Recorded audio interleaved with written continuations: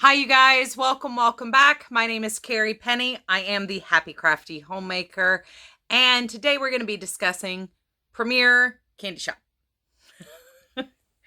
um, quick rundown. What did I make? So I had 3 cakes of this one because when you buy the value packs or when they go on sale, 3 for whatever, I've seen it from Premier directly, 3 for $9. And I think saw 3 for $8 when they were renaming colors. Always a fun sale. So I did have 3. I used the color Cool Mint for the purpose of this review. However, last year I did knit a hat and scarf with Twix. So that does kind of inform, the overall impression of this yarn. But anyway, first off, I did a granny stitch scarf. This is a pattern from the Unraveled Mitten. It is linked, I believe, in my last 3 show and tell videos. So 58, 57, and 56, if you want the link for that. Waxhaw. I have a full-size Hill 60 beanie. And this is following the pattern as written for the entire fold-up brim portion. The larger change in the rib section, and even though you can't see it with the tweeting, they're decreasing. So this is what the full hat looks like versus the abbreviated versions I've been doing with only 1 inch of the smaller ribbing and then going higher to get a full-size hat. Yeah, you get my words, right? Got that done. And the other consistent pattern I've been using for all 3 of these is the Granny Stitch Beanie from Yarnspiration. The link for this is also in my last 3 show and tell videos. The link for this one is only in 57 and 56. Once again, another free pattern. But that's not all. I also got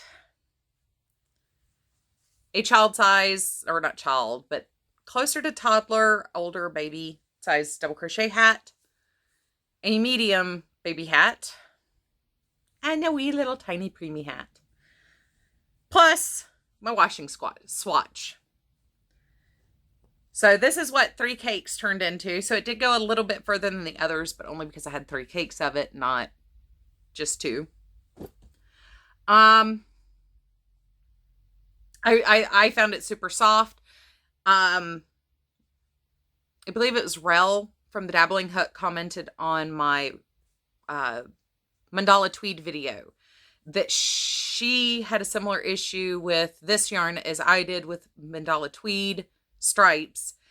When you started crocheting it, it felt super, super dense.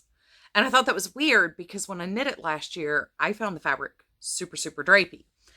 She, however, is not wrong. In particularly when I was crocheting this hat. So the recommended hook size is an I.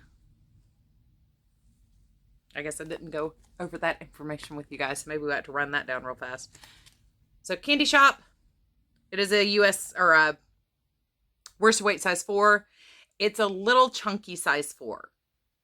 Heads up.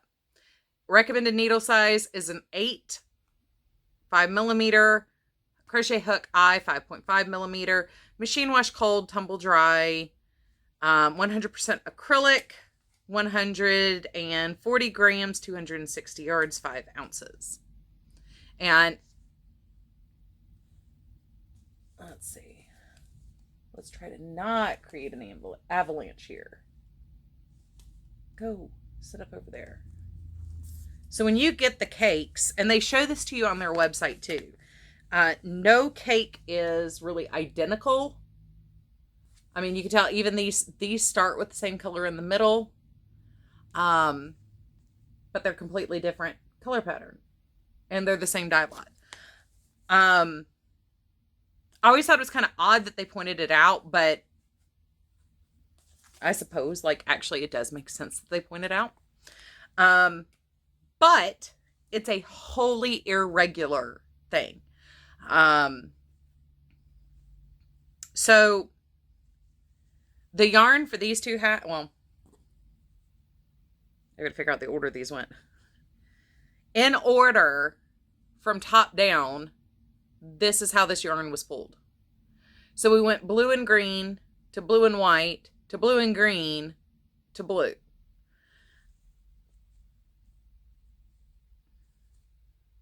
Green and blue, green, green and blue, blue and white, white and green, then green. And then this one went your 3 primary colors. And then the next one was actually going back to this one. It's completely random what order the colors are going to pop up in, which I actually kind of like. I'm not good at randomizing things intentionally. So when something like this does it for me, it's actually kind of nice. But the reason why, and I did have a little end that I was able to save here. This yarn is plied uniquely. If you look at this, this is the 2 plies separated. You will notice this yarn has 2 different colors in it. They actually do the color change by the ply. So in this case, it had actually been an all blue yarn, and it was switching over to one strand being green, one strand being blue. And they switch it out through the ply. When you look, I taped it in its place so I wouldn't lose it. When you look at the effect that gives in the yarn, it almost gives it a spotted effect, or like the green was sewn into it. And that's why the color transition is actually fairly slow. You'll notice, and particularly right here, you can see where the blue is slowly being added in this section. And then by here, you know, obviously both strands are completely blue. I really like that. And I've worked with this yarn before and did not realize that that's how the color change worked.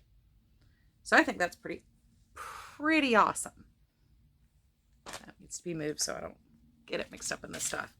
I do find the texture of the yarn to be very soft, but Rel was right. When you crochet it, especially with a smaller size hook, it does get dense very fast. Since I've already messed up my hair filming earlier. I mean, now I understand I've got, you know, the big fold up and everything, but if you've been with me any length of time, you've seen a number of Hill 60 beanies that have the full brim on them from me. And you will see just how thick that folded brim ends up being. I mean, the fabric is even knitted, this was on size 7 needles, quite dense. Now, what I did before was the barley hat, and I believe that was on a size 9 needle. Or at least the scarf I did to coordinate with it was on a size 9 needle. So my first experience working with this yarn was actually exceptionally soft and drapey fabric, but I went up 2 needle sizes from here, not realizing I still wasn't using the right size needle.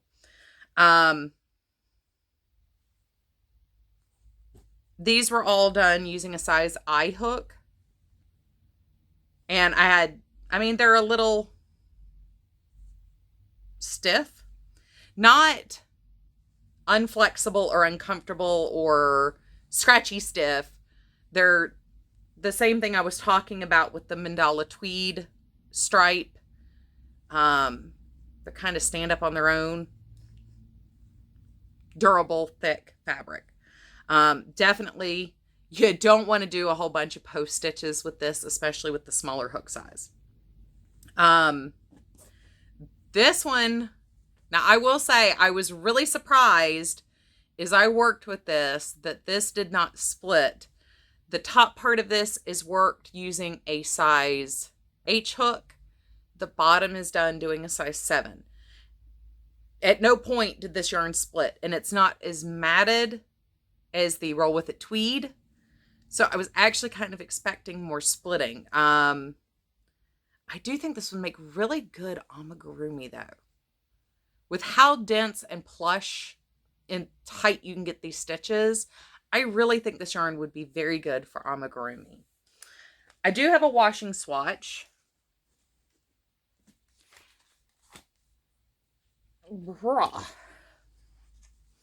So of the three, this one turned out the best. You can see it right there on the corner above my hand. There is a little bit of fuzzing. The yarn naturally has a little bit of fuzz to it though. It doesn't feel like it's going to pill super fast. Ooh, that came out really loud. It did expand and full into the stitches a lot when I washed it though. Once again, permanent press dryer. Nothing.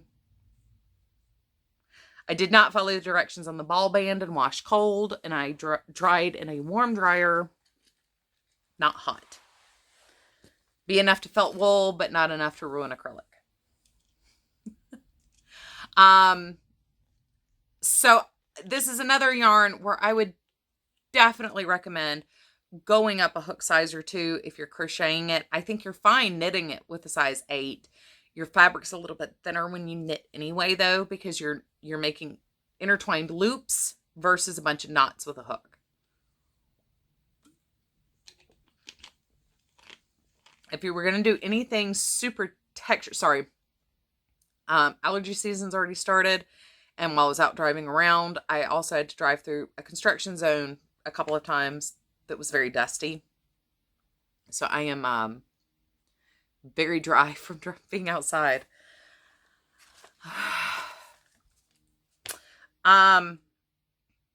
If you were knitting something with a lot of texture, I might go up a needle size as well. But all in all, once again, this is another one of those yarns I really like. This one I definitely like the most of all three, but I'll get more into that into my more comparative review. Color transition. Love how it transitions. I had 0 splits. Out of my 3 cakes, I had 1 slub where the new color was being joined in. The fiber wasn't quite meshed in there. So I did have like a slub on my yarn. And I did cut that out just to be neat. But it didn't affect the integrity of the yarn like a knot does. And I had 0 knots in all 3 cakes, which is also really nice. Now, of all these, all 3 of these, which is now 7 cakes of yarn, I think I've had 2 knots, like real knots. It's not been a knotty problem. I did work these cakes crocheted from the inside out and the outside in. So I did try working with and against the ply of the yarn. No problem. 0 splitting either way. This will over time pill, which is fine. Pilling is a normal thing for most yarns to go through. This is another one, like I said, with the Roll With It tweed though. I think with proper maintenance and a depiller or a razor, if you wanted to make something you were going to wear heavily and have, rubbing, like underarm rubbing or something, if you were going to take the effort to actually care for it, I think you could get an item you could wear for an extended period of time. I was actually thinking, how pretty would it be to do a cardigan out of this? Except I'm one of those weirdos that would want matching sleeves, which would be really hard with this yarn. So I might think more Swancho. But because the fabric is so dense and so squishy, I actually think you could get away with making a sweater with this, especially when you look at how nominal that pilling it. Well, for some reason it shows up better when I don't try to, at least on my end. But with how nominal the pilling was, especially compared to, you can see there's a natural halo to the yarn anyway. This was just, like I said, permanent press, didn't do anything fancy, rolled it through the dryer, normal clothes, no jeans, no towels. So yeah, I think you could get away with doing an adult sweater that you're planning on wearing for a few years and actually get quality wear out of this. Um, I was kind of surprised because I was expecting, this is not one of their anti-pilling lines. I was expecting a little bit more change or difference. The biggest difference was how the stitches expanded into the stitches, or the yarn expanded into the stitches when it was washed. So, I do think it's exceptionally soft. Once it's been washed and dried, it's even softer. It is a little bit more durable feeling. It's a little bit hardier. But it still gives you something that I think if you go probably up to a size 9 needle and maybe even a K hook, a 6.5 millimeter hook, I think you could get a really nice sweater out of it. I would say, and I know one of you in particularly has been wondering, do I think this would be good for a baby blanket? And I do. A baby blanket is something you're only going to be using for 2 years in general. And then you're going to be saving it. It's a keepsake at that point. Maybe a lovey as they get older. I think this would hold up to the washing and drying of a baby's blanket, especially if you air dry it instead of tumble dry and you wash it in cold with your delicates. I don't see why you couldn't get away with doing this as a baby blanket. And to be honest, I think it'd be a really hardy, squishy. I mean, I've got hardwood floors upstairs. I mean, putting this out for a baby to like sit on, once again, I mean, Premiere for the win. I think it's hilarious that I keep really liking Premiere yarn, and that's why I wanted to do the comparative review with all three and make them stand up to each other and see, you know, is it a brand loyalty thing, or is like individually, how do these yarns perform?